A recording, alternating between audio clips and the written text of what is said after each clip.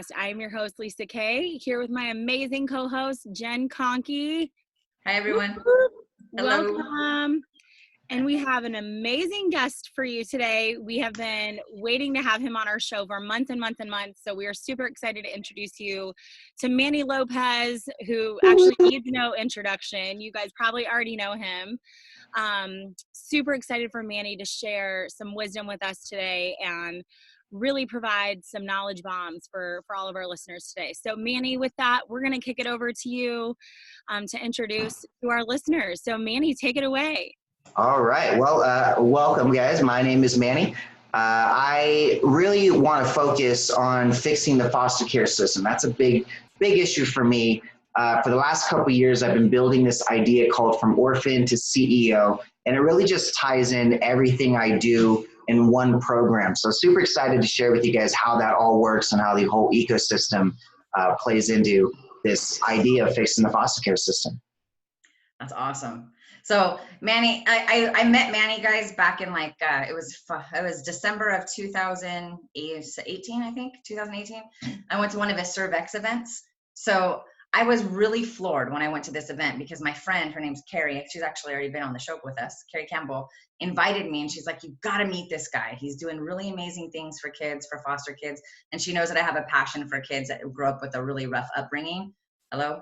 And so I was passionate about it and I decided to go and I took the twins with me. Right. And so when I get there, I meet the twins meet Manny's son. And he's over there and he's just like, you know, a mover and a shaker. He's got his own little Instagram and he's sitting on the red carpet. He's like, hey. And I'm like, how in the hell does he do this? And I found out that he pays his kids to read leadership books. And I was like, that's brilliant. Like, Manny, walk us through your story. Like, what's your history and what made you so passionate about the development of kids in America? Sure. Now, just an FYI, the idea of paying my kids to read success books came from Caleb Maddox, right? I actually met Caleb Maddox at an event called Secret Knock where he shared that concept. And I was like, what? Why am I paying my kids to do chores? Because that is going to turn them into, you know, a janitor or a maid in a sense. Because if you're going to incentivize them to clean, maybe that's what they'll just end up doing. But if you incentivize them to learn about success, well, that's what they'll end up doing. So a big passion for me for kids came because, you know, I found out a really alarming statistic that 2 out of 3 of the kids that are aging out of foster care are ending up dead, homeless, or in jail within just 1 year. And now I come from the foster care system. At 18 months, I was left in a car with nothing but a diaper on, me and my sister. She's about 11 months older than me. And shortly after that experience, we get put into foster care where we are bounced around home to home to home.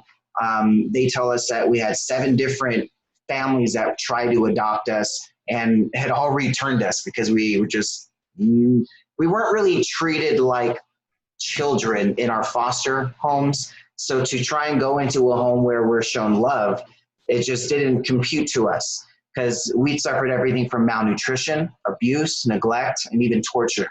I still have a scar on my chest from being held down at a toddler's age and being burnt with a lit cigarette because I'm throwing a tantrum.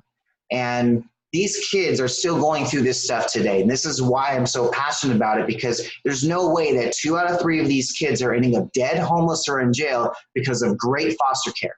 That's not happening, right? They're ending up in these situations because of the trauma they're dealing with and not knowing how to deal with that trauma, right? I'm looking at my situation in my family where I'm on the other side of this. My sister, unfortunately, is not. I can't be her mentor. I can't be her coach. I can't be her consultant. I'm the younger brother who cannot tell the older sister what to do to get herself out of that. Somebody else has to help her and save her. But what I found is mentorship, entrepreneurship, and faith. If you have those 3 things, you're going to win as long as you stay consistent on finding a mentor who is at the place you want to be. You use entrepreneurship as your vehicle to build your own dream instead of waiting for permission to build somebody else's. And then you have faith that there's always a higher power looking for your best interest. So you knowing that the things that you're going through, whether they're positive or negative, are for a reason, right? I have so many times I looked back at situations where I'm like, man, how could I have gone through that? That's so sucky. Da, da, da, da, man, I wish that never happened. If I could go back, I'd erase that. And yet 2 or 3 years later, I come to find out I needed to go through that in order for me to push through what I'm going to be going through today. And that right there has been something that I have to bring to the world in some capacity. And this is where you got to start. You got to start in the younger generations, the generations that are going to be the future of our entire planet. How are we going to leave our planet to people that are lost, right? What's going to happen? We're going to be ending up in a complete chaos. And the thing that these kids don't realize, it's not about becoming famous on Instagram or TikTok and all that stuff. You utilize these mediums to share your story, to share your ideas, to share your thoughts, to share what you like and what you don't like, and build a community around your brand. I could go on and on for hours on these tangents, but the biggest thing for me is that we got to fix the generation right now that's completely lost, and they think that the culture that we've been showing them on TV, on the radio, is reality when it's completely the opposite. Yeah. That's okay. So Manny, how did you get started? You talked about mentorship, entrepreneurship, and faith. So yes. Mentorship, I know your story. I know who you aspired to. I know who you wanted to meet. I know all that, but share with our audience, like, who got you started? Who was it that inspired you, that you just really wanted to meet, and what got it all rolling for you? So at about, let's see, this was in 2007.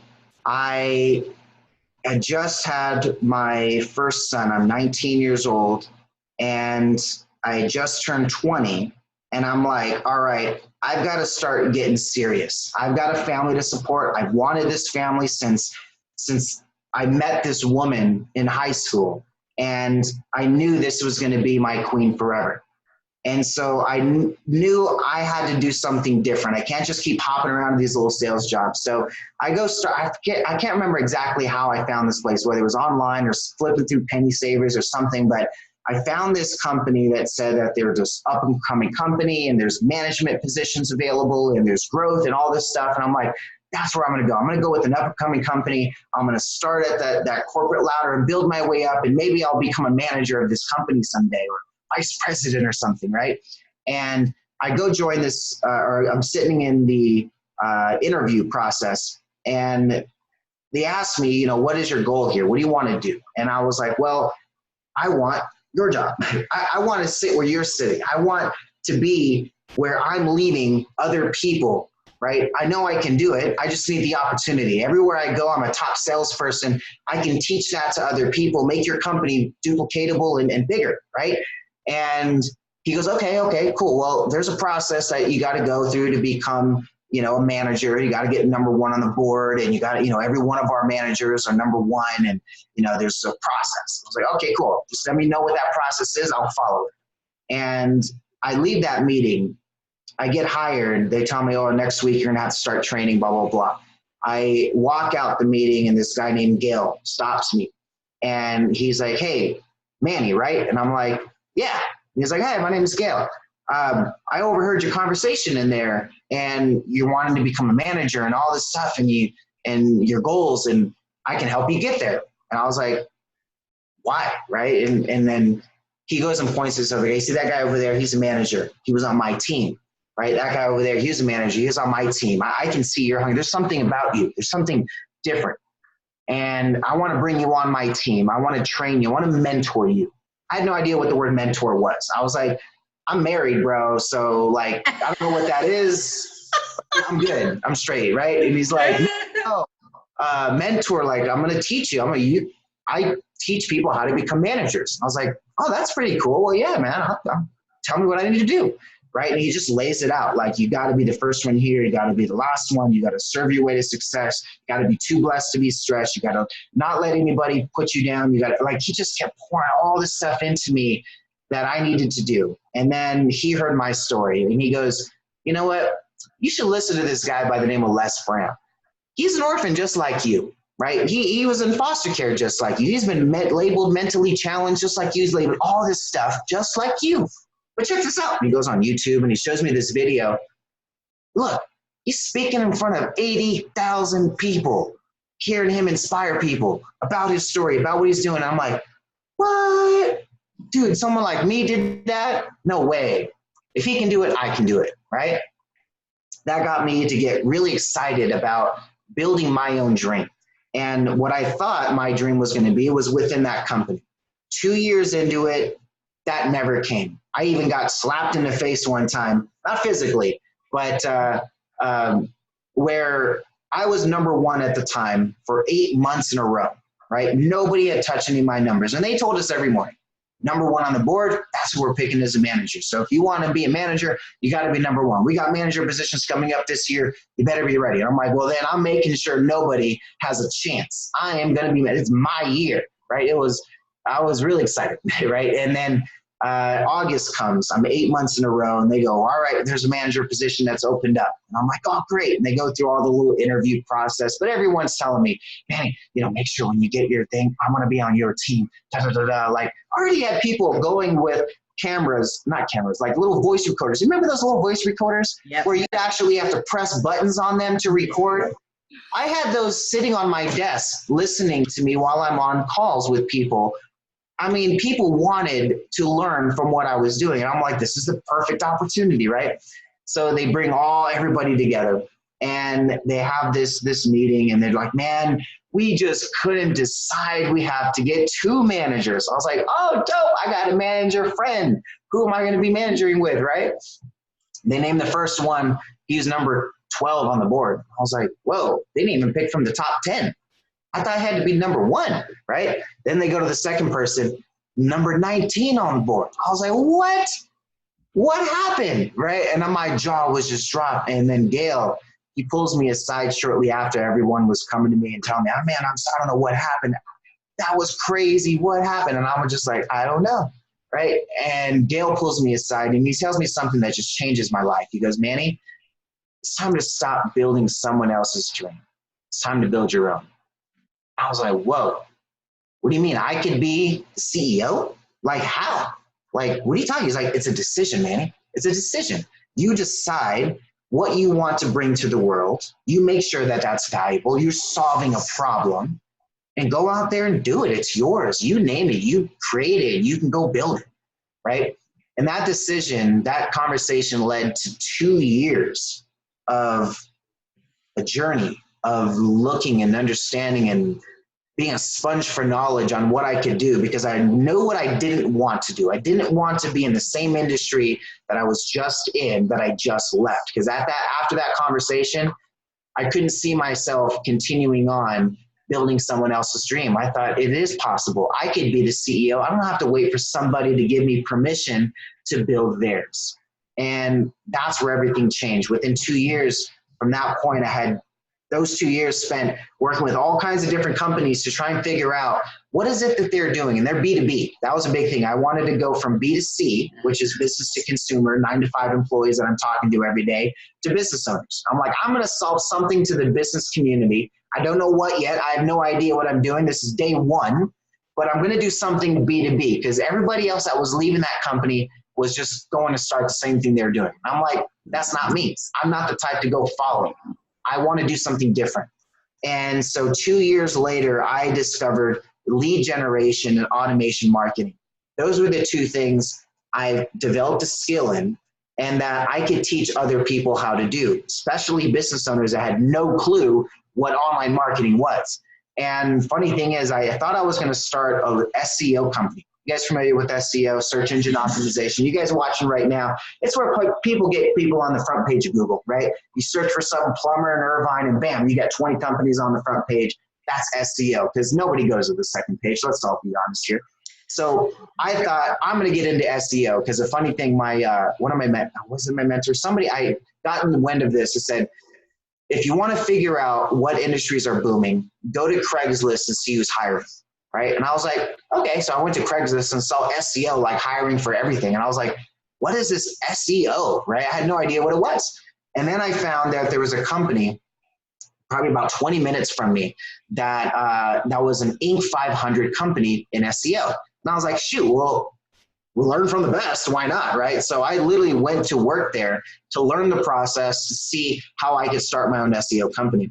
And while I was working there, I actually developed a lead scraping software. where I could just type in, say, plumber in Irvine, and it would pull up every single plumber that was promoting themselves on Google, Yahoo, Merchant Circle, if you remember that, and Yellow Pages, right? All online. And I could pull this data and turn it into an Excel spreadsheet. And then these companies would be working on what's called dialers, right? So they can upload the data. And then, long story short, I ended up selling my leads to this company, Inc. 500 company. And then they start coming to me for idea advice. And they go and tell me, hey, Manny, look at this company called Facebook, right? I wasn't even on it yet. I wasn't even, no profile, nothing. The last time I heard about Facebook is when I had sat down with my cousin who was a few years older than me back when we were editing our MySpace pages. And she was like, MySpace is for losers. I'm on Facebook now. And I was like, what's Facebook? And I was like, Facebook's for adults. You guys are kids. And I was like, whatever, you oldie. So I was like, all right, I'm staying on Facebook, right? And then 2010, right, I get this contact, vice president of the company I'm working at that's buying my leads. He goes, Manny, check out Facebook. You're this weird idea guy. You could probably come up with something cool. We want to do something with Facebook. Check it out. See what we can do there. And at that time, Facebook and MySpace were still kind of competing for market share. And it was, what I had saw on Facebook was a blank canvas. I saw MySpace being completely convoluted with all the editing capabilities, right? You go to someone's page and there's 10 minutes to load because they had a song you couldn't turn off, right? Or I had all kinds of glitter that fell on the screen. Facebook didn't have that, right? Facebook was completely barren and you had no customization that you could do. But then I found a way to create what's called an iframe. I know I'm probably just going over here, but this stuff is really exciting for me, guys. Let me know if I'm going too like weird and over the top here. But okay, so we created a technology that took what's called an iframe. Just think of it like, let me see how I can explain this. Let me see. All right, here out with this. Let's take this beautiful picture of my children here, okay? So let's say these little lines right here, let's say this was Facebook, right? And then inside this little window here, this picture is what's called an iframe, okay? So what we were able to do is when people would go to a Facebook page, I could take them to this little window, iframe, where we put a whole website together right on Facebook. You got all that full customization, you got stuff moving on the screen, but it didn't slow you down, right? It was really cool technology that just gave it that nice little color that it needed, the branding behind what Facebook was lacking, right? Because you just go to a page and you see the news feed. It could be in them posting a picture of them eating a sandwich. I mean, you don't want that as your first impression. So we want to have a good first impression. Then we created what's called a like booster, where somebody land on the page, and then before they could get access to the page, they'd have to like the page to be able to see our what we called a Facebook website or a Facebook sales funnel, just depending on what year was we're promoting it. And it was really interesting. Within 2 years of me launching this idea, I got named one of the best by Facebook when they hit 1 million advertisers. They hit me up on my email and they're like, Manny, we've identified your business as one of the best. We want to hear your story. We want to get you to share your strategies with our 1 million advertisers on Facebook. And now that scared me, right? And here's the reason why. The first month I started my business, August 1st, my son's 2-year birthday, 2011, I made a promise to my wife because we had just become homeless. And within a couple of weeks of me fixing this homeless situation where we got kicked out on the street and we had to go move into this little Mexican family's home that they converted their garage into a 1-bedroom, right? And I started my business in this garage in a sense. And I made a couple of promises to my wife. I told her, babe, by the time I'm 30, and I was 24 at the time, by the time I'm 30, in 6 years, it's going to be a long build out. But by the time I'm 30, we're going to have our daughter, because we only had our 2 boys at the time. We're going to live in Lake Elsinore in a 2-story home. We're going to have a successful business, and we're never going to be homeless again.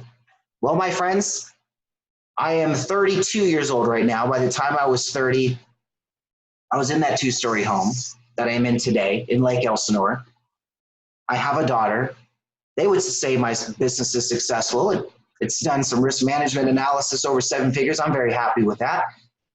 And at the end of the day, now I'm in a position where I can serve my way to success. But what was really crazy about that whole situation was we were homeless, and we made this decision the first month in business. We overwhelmed my clientele. So I was only expecting about 30 clients, 30 to 35 clients. I hired a design team. I had an office, I had a sales team, had all of this stuff I had built into my idea to launch. Within our first month, we brought on 100 clients. Now, some would say that's a good problem to have. Well, when you have a design team who has to now mash out all of these designs 3 times the amount that they expected, and now they just cookie cuttered it to where I have all these clients that are asking for refunds. They're like, what is this that you're delivering this? This is whack. And I was like, that is whack. It was very whack. So I had hired my design team on month 1. By month 2, like I almost went under our second month. And it scared me to a point where I was like, I'm not going to do that again. I'm not going to put myself in a position where I take on more than I can chew. So when Facebook named me one of the best, all I did was I screenshotted it, I saved it as content, and I never replied to Facebook. And I've been using just the leverage of, hey, I was named one of the best by Facebook, but I never gave them any of my content. I didn't want them to promote me to their million advertisers as they're one of the best people and saying, this is the guy you got to go to for your stuff, when I didn't have the ability to be able to serve them. And so it was little things like that along the way that I think has been very interesting, that I've been holding back some of these things. But at the end of the day, serving your way to success has been where I've had my best results. That's a really crazy story. The fact that like it just all manifested like that. But what I heard in that story, I don't know about you, Lisa, but homeless, challenges, but you didn't give up. And I think that a lot of entrepreneurs out there face those challenges and that adversity, and some of them give up on their dream, right? What advice would you have for those folks that are just out there trying to get through the grind every day, Manny, and they feel a little hopeless. They might be a little homeless. They might be in somebody's garage. Like, what words do you have to say to them to encourage them that anything can change? What do you have for them? The biggest thing that I've seen when I'm working with people from day one is they have to identify what they are good at. First thing they got to identify, what are you good at doing that other people can utilize and benefit from? Because every single one of us, we all have a genius inside of us. You watching right now, you have a genius inside of you. You may have not discovered it yet. You may have been told that you're only worth X, Y, Z because of somebody else's opinion about you. But just like Les Brown says, don't let someone else's opinion of you affect your reality. So in the sense of understanding what is good about you, there is somebody who needs your skill. There is a lot of people that need your skills. Think about this, right? You may love spreadsheets or you may hate spreadsheets, right? You're in one of those 2 categories, right? Yeah. At the end of the day, if you love spreadsheets, right, there's going to be somebody that hates them that you could benefit them and do something you love to do, and they will pay you a lot to do it because they don't want to do it, right? There's things where you're just thinking it's a hobby. You're just thinking, oh man, this is something I just love to do. It's fun, my drawing or whatever it may be. And you go show it to somebody and they're just jaw drops because they're like, the genius that you have just shown me. And you're over here like, oh, I do this every Tuesday. Like, you know, you have to understand you have something you're really good at. Then you got to understand a market that can recognize that. Who can recognize your skills? And then you got to find a mentor. Right? Don't do all of this in a sense and try to take action without somebody guiding you. That's one of the biggest things that I've noticed is that if you go by yourself, it's like going blindfold, right? You want to go blindfold walking across a freeway. You've never been doing that. You're going to be blind. You can't even see what's coming your way. You can't protect yourself. You're going to get ran over, right? But if you have somebody who's already been across, right? Somebody who's mastered the Frogger game, right, can take you, say, hey, that car is coming at this speed. You need to make sure you got to go this way, this fast, this way, this move, this way. They can tell you from experience the route you need to go. See, Gail, when I worked with Gail, he had never opened his own business, right? He is, at the same time of him managing at a company, he was also a pastor, right? So a lot of what I got to learn was a faith-based structure of building a business, of serving my way to success, solving problems, helping people, whether or not they could help me, right? Because again, if I could help them, it's going to trickle down to more benefits at some point in my lifetime. I may get it in this life. I may get it in the next. I may get it next generation down the road. My grandchild may benefit from somebody I helped today. You don't know, but when you only look at the selfish goals of tomorrow or today, or why is this guy next to me succeeding and I'm not? Why does he look like he's gotten everything together and he's not? Well, I guarantee you, go sit down with that guy, he'll end up crying his eyes out why he's freaking struggling in chaos and he's almost suicidal. When on social media, everything looks great, right? I see so much from the inside that, to me, everything on the outside is superficial. Right? So many times we get lost looking at other people, comparing our lives to others, when all you're seeing are the highlights. You're seeing the best of the most perfect image after they took 20. I mean, think about it. The videos I upload, right? Sometimes it's multiple takes. The pictures my wife's uploads, or what I see my kids upload, or all the stuff, they're redoing it, editing it, changing it, filtering it, I'm like, just to think how much effort we put into making ourselves the way we look online. Just imagine the reality of what it really is. You sit down with these people and they're just as lost as we are. The millionaires and billionaires are just as lost as we are. They just figured out how to monetize their skill at what they're good at. They found their genius and took it into a process and was able to monetize it, but they're still struggling. They're still lost. They still don't know what they're going to do next week, next month, or next year. Yeah. So that's a good point. You got to look at everybody being in those same positions. And if you can understand that and realize, have a mentality of being too blessed to be stressed, this is one of the things that people think is just the same. It is literally a reminder to me every single day. I have a phone that I can turn on. I have the ability to talk to people around the world instantaneously. I am looking over a view where I don't have to go kill for my own food. I don't have to go, I can go turn on a faucet and it can be hot or it can be cold, whatever I decide. I can go, I have electricity, I have food. Like the things that we have as first world benefits, and we're over here crying, oh my God, I only have 14 likes on my Instagram post. Oh, my life is over.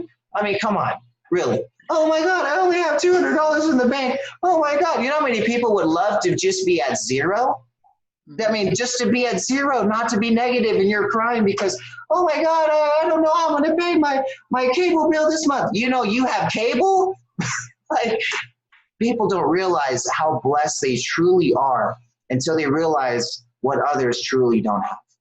Yeah. I think if people realize that, total mindset shift. I agree. I was actually going to ask you, because I know that famous too blessed to be stressed. I love it.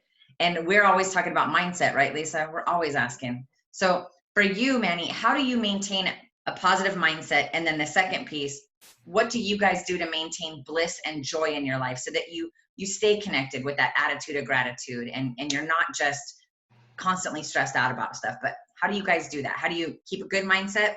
And what do you guys do for fun? Like, how do you maintain bliss as a family?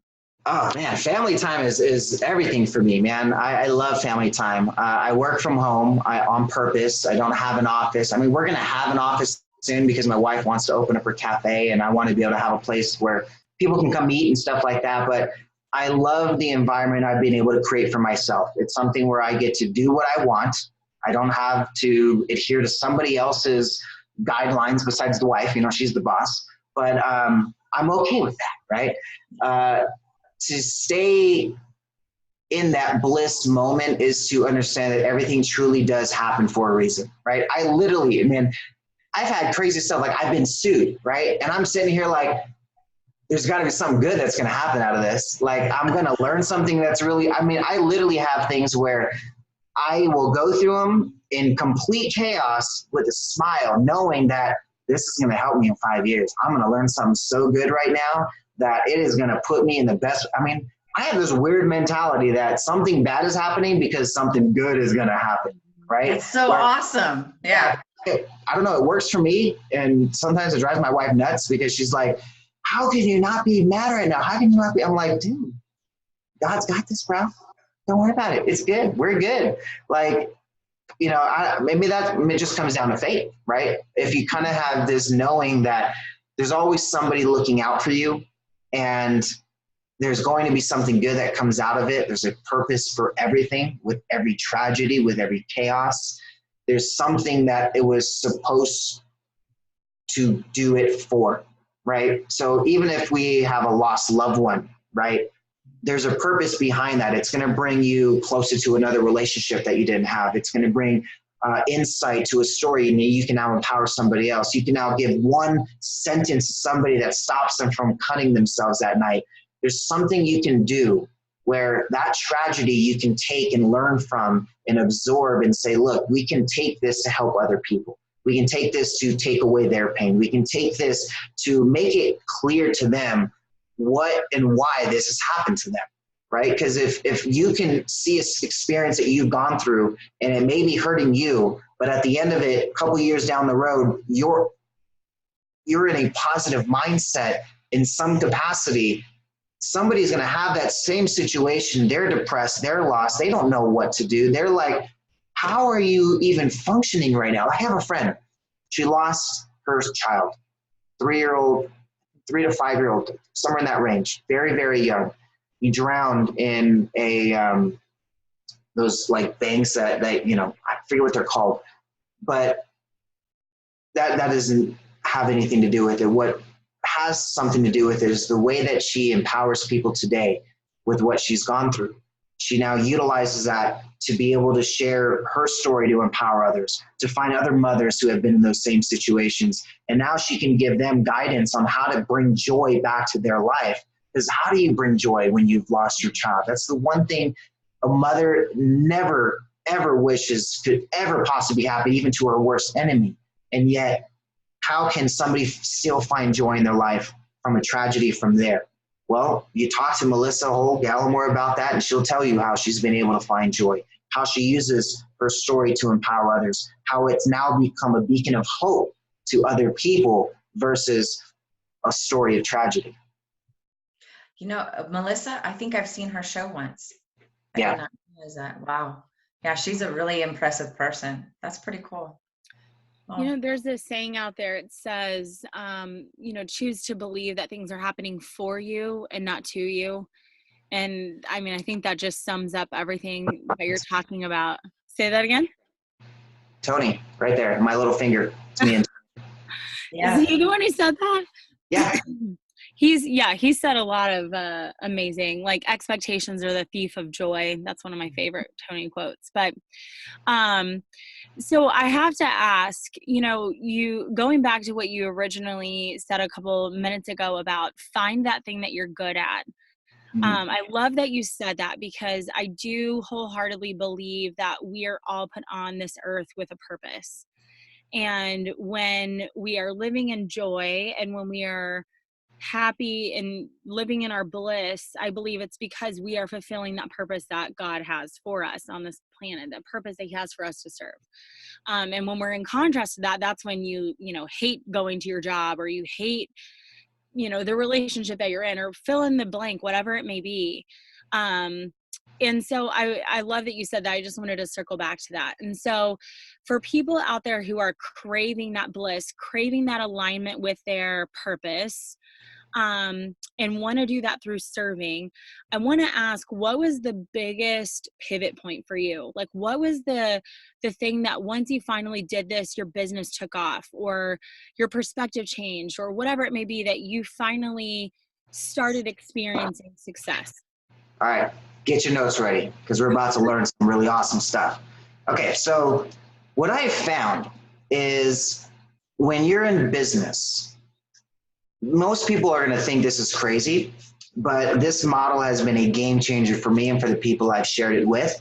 I tested this theory when I worked with Les Brown. It was the only way I could learn and implement on a large scale, where I could show numbers very quickly on how this worked, because with everybody else I typically work with, they're starting from scratch. They're like, Manny, I don't know how to make money on Facebook. I don't know how to generate leads. I don't even know how to go live right. I have people that couldn't even spell that I'm working with, and I'm trying to get them results. And of course, that can be very difficult starting from day one. But when you get somebody you can implement a strategy on that already has the social proof behind it, it makes it very simple to show the numbers. And this is concept of serving your way to success. Now, you guys have all, you guys probably heard of this book, The 5 Love Languages, right? Mm-hmm. Gary Chapman, if you guys haven't heard of it, go get it on Amazon. Awesome book. They've got it for everything. 5 love languages for men, 5 love languages for women, for kids, for teens. It's amazing. But I read a book a couple of years ago. Funny thing with my marriage, I've been with my wife since high school. And for the first half of our marriage, I was completely lost, right? I was the typical guy where, you know, my wife, if you understand the 5 love languages, there's 5 ways that people love. There's physical touch, there's words of affirmation, there's gifts, there's quality time, and then last one, you ready enough? Oh gosh, I wasn't. Acts of love? Wait, which ones did you say? Yeah, acts of service. That's my love language. Perfect. Service. So what I had realized is that my love languages was physical touch, words of affirmation. My wife comes to me, smacks me on the butt, calls me sexy, boom, game over. I'm done. It's the highlight of my day, right? But then I would turn around and try to do the same to her. I'd smack her butt, call her sexy. She'd just call me a pervert. And I was like, I don't understand. This doesn't make any sense. And so I was explaining this to my mentor one day, and he goes, read the 5 love languages. And I was like, why? He was like, just read it. It's going to change your life. And I read the book, and I was like, it makes sense. Hers is quality time and acts of service. If I did that, if I focused on that, that's what's going to be a game changer, right? And in business, it's the very same way. We are speaking our own love language to our prospects. We're not speaking the love language that they may be reciprocating with. So we may be only talking one way to our prospects that gets them to take action. So I discovered there's actually 5 love languages to business. Write these down. And it's actually a formula, BRASC. I call it the BRASC formula because that's how I can spell it and pronounce it. Makes it easier to remember. BRASC. So if you want to write them vertically, like this. I'm taking notes on my phone. Very motivating. Well, you're like, where? I'm putting it in my computer. Like, why is it not even showing me? Go over here. BRASC formula, right? The B stands for blueprint. So we're going to write these all down. I'll tell you what each of these stand for, and how you actually speak these languages. Blueprint for B, R is relationship. A is automation. S is serving, and C is content, all right?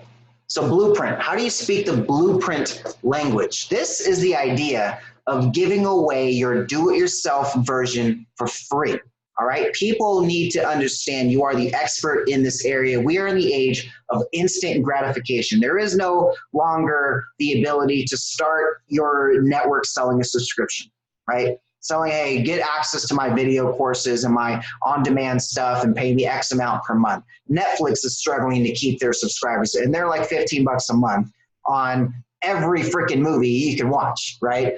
Entertainment value up the wazoo. But yet, we want to think that someone's going to pay $50 a month or $100 a month to our videos on demand.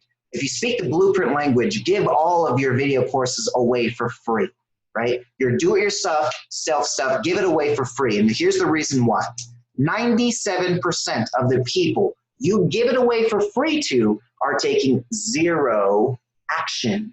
They're not taking no action without you. They just see you as the expert, all right? So by you doing that, you're literally creating 97 out of 100 prospects that are now seeing you as the expert, and they're going to come to you for that advice. Those 3 that are taking action without you, they would have never been your customer anyway, right? They're the go-getters that aren't going to hire the experts. They just want the information to go do it themselves. So let them do it themselves, and they're probably going to fail anyway because they're not getting your coaching. So at the end of the day, get your blueprints by all your video content transparent as you possibly can be. as if you're speaking the blueprint language to say, look, this is exactly how you do it. This is what you need to know step by step by step. Okay. So that's the first language. The second one is relationships. This is where you just simplify it in one sentence. Capture the leaders, capture the market. If you want to work with a specific industry, you want to have influence within a specific industry, right? If, like my case, I do business with speakers, coaches, authors, and consultants. So I go and find who do speakers, coaches, authors, and consultants listen to, right? Who are their influencers? Who are the books that they're buying, right? So I made a list. Les Brown, Ty Lopez, Grant Cardone, Tony Robbins, all of these people, Gary Vee, and check that I'm going to be building relationships with those people. Because if I can get those people to validate my business, you're paying attention to me. And this literally worked with Les Brown. When I brought him on as a client, all of a sudden I'm getting calls from people saying, hey, you built Les Brown's app? Okay, whatever he got, I want that for mine.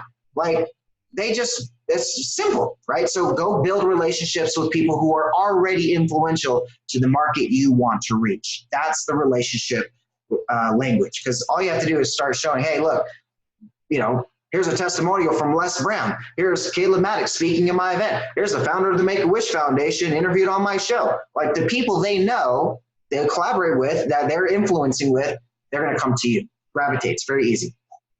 Automation. This is a language that you should not be introducing yourself to people. By the time they meet you or they inbox you or there's some type of one-on-one interaction, you want to have as much of your story in automation, right?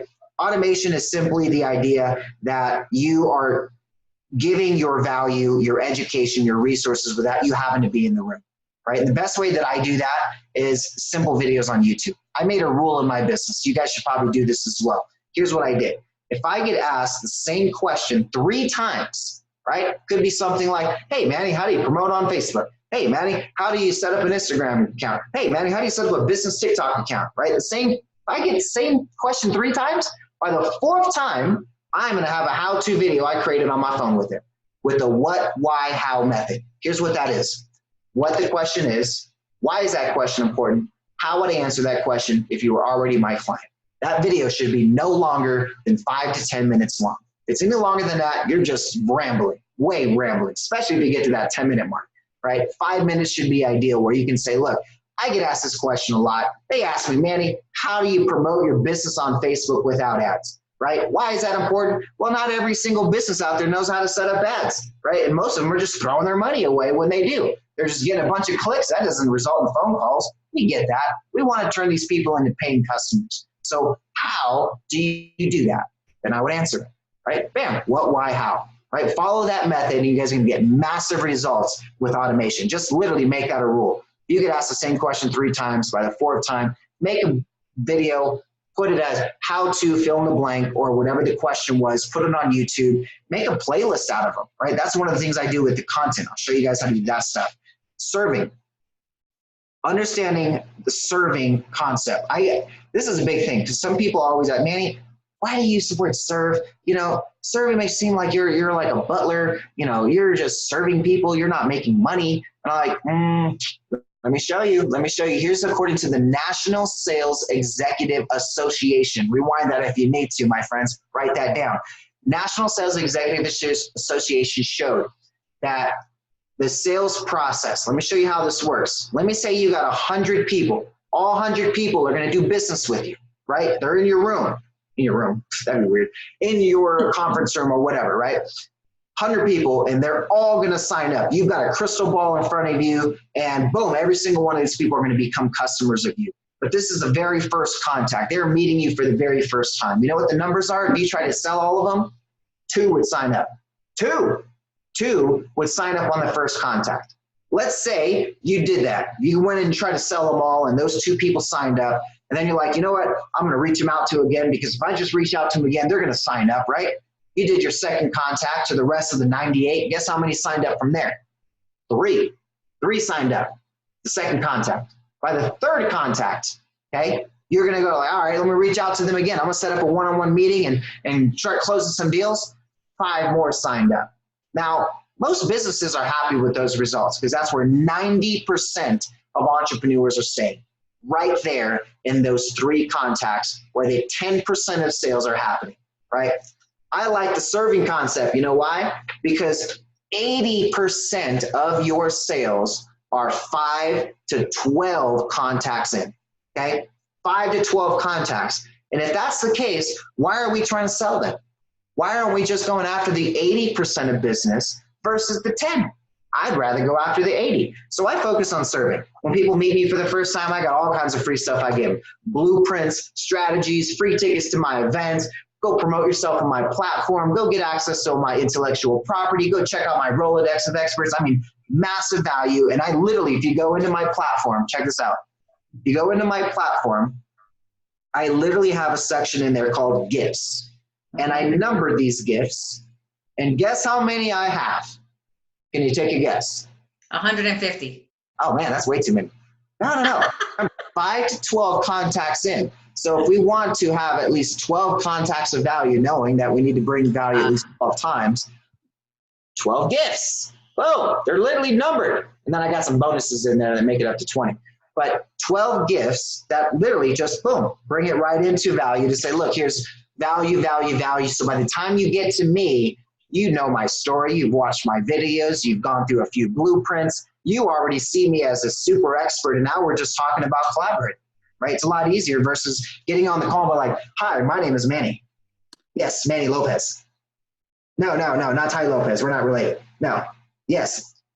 Yeah, the guy, I do Facebook marketing stuff.